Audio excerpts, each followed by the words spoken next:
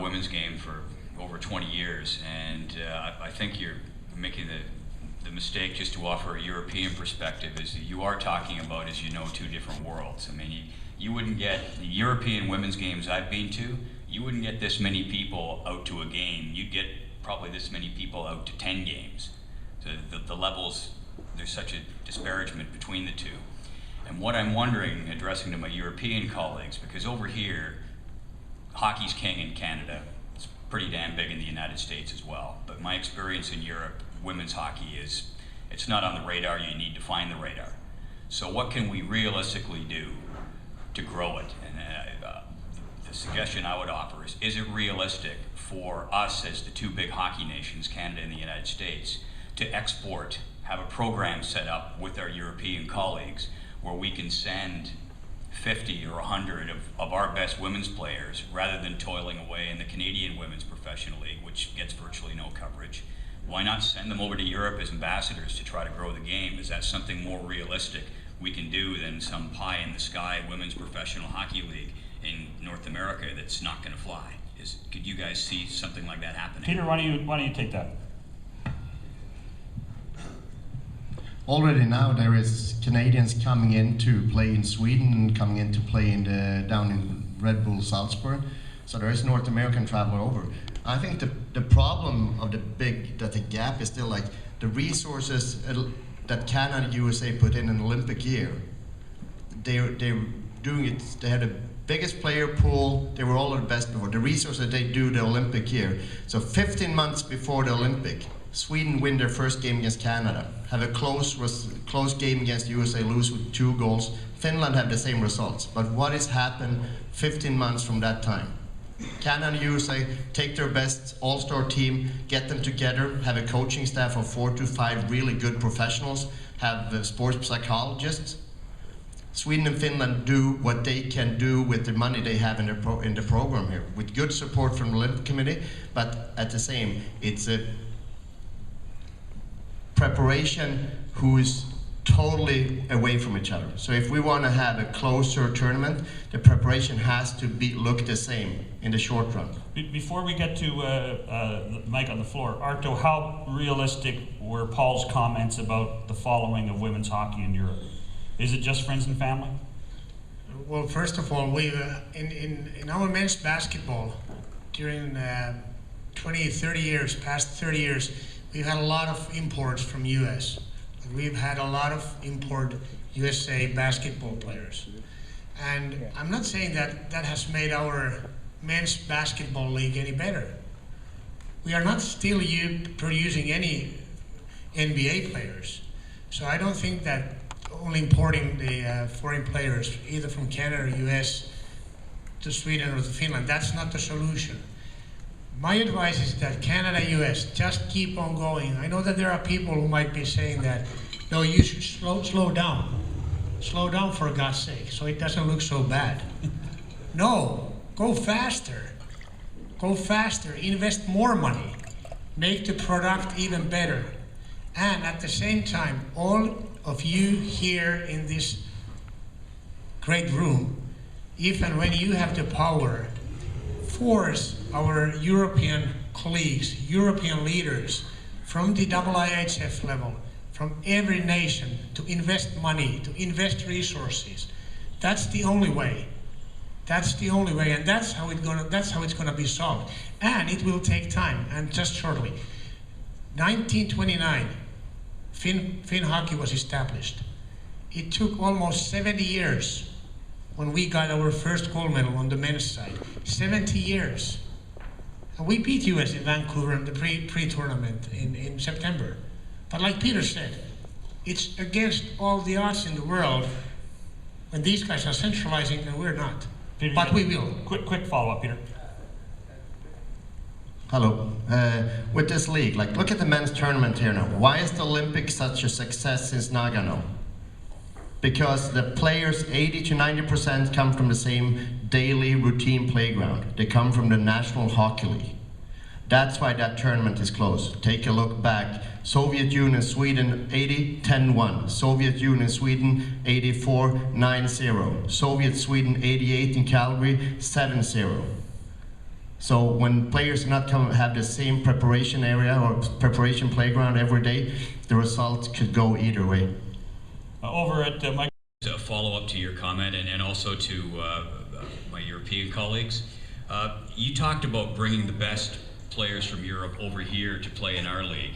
And I'm just wondering if, again, further to my previous point, would it be better to export our players over there? Because I'm just wondering if by bringing their best young players here, if we're creating a situation that we face in the men's game, where we take their best junior age and midget age players, bring them over to Canada, and over the years that has really depleted and hurt the junior development in countries like the Czech Republic and Sweden and so on and so forth. So how do you see that working the opposite way in the women's game? Well, I agree with you. I think there's sort of two answers. There's a short-term and a long-term answer, and it's also my concern that over time, would deplete the leagues in those current countries. But the time is now, and for right now, I really believe that this is something that would give an immediate boost to the women's game.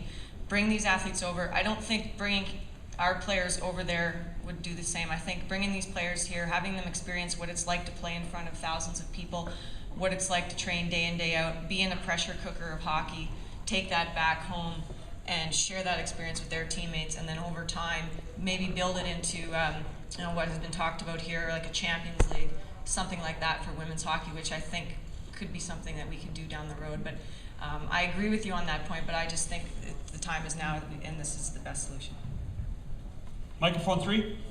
Yes, hi, my name is Meg Hewings, and I have an eventual question, but I wanted to just say that I grew up playing in the Ontario Women's Hockey Association, and there are lots of people here today that I think a lot of players could thank.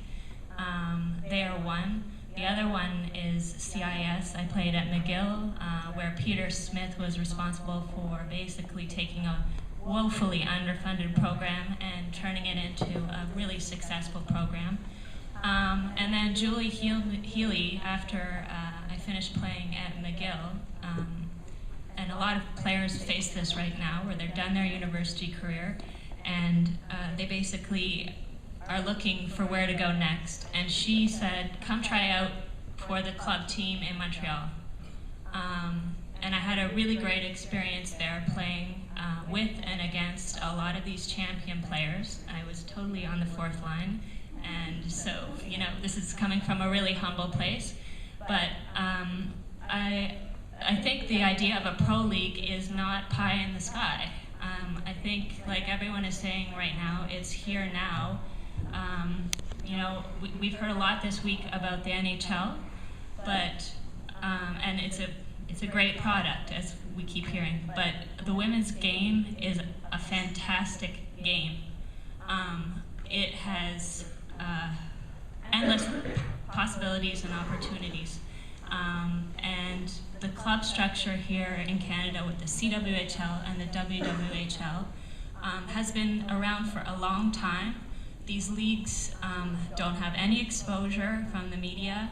They don't have a fan base, but that is in part because it's a catch-22 situation and no one talks about them. So I think if we are all kind of agreeing that right now is a great time to try to create a best-in-show league where we incorporate international players, then the next question is, the only person missing from this fantastic panel is the WWHL and the CWHL. So how can we continue the conversation as a women's hockey community about where we want this pro league to go? Anybody want to respond? Mel, you got any thought on that?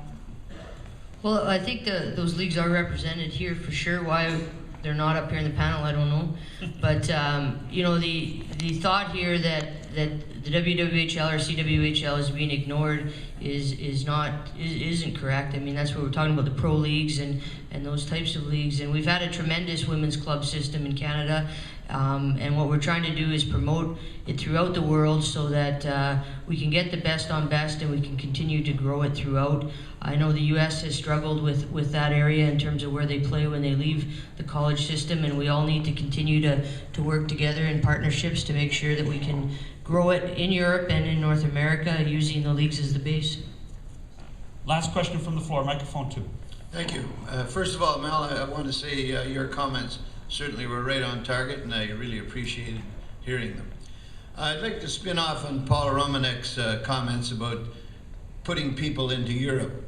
We look at the men's program from years ago in the various countries in Europe, and what did they do? They brought Canadians over and Americans over to work with their people.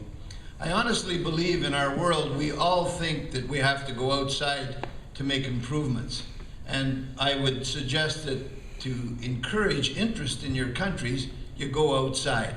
I look at the Ontario Women's Hockey Association, what they've done with China coming over here.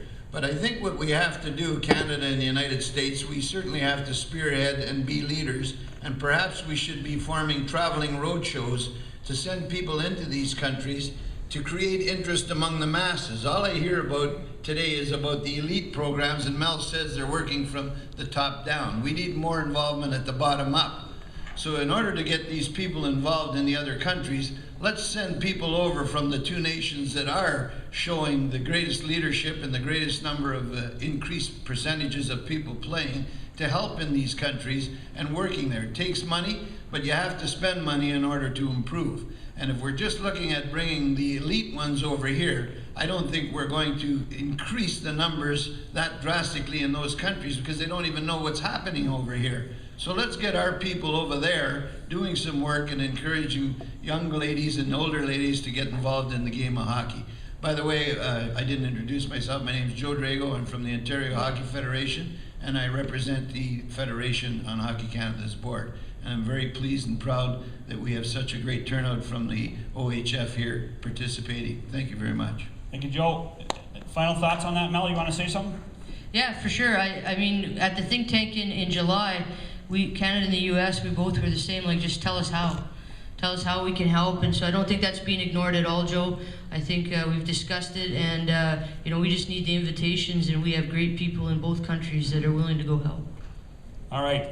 First of all, Blue Ribbon panel, thank you very much. Appreciate the time. Mel Davidson, Angela Ruggiero, Mark Johnson, Arlo Siepi, Peter Ellender, and our keynote, Haley Wickenheiser. For the media, the panel is going to the media room for a press conference. Everybody else gets a 15-minute break before Dean comes up here and starts talking at you again. Thank you very much.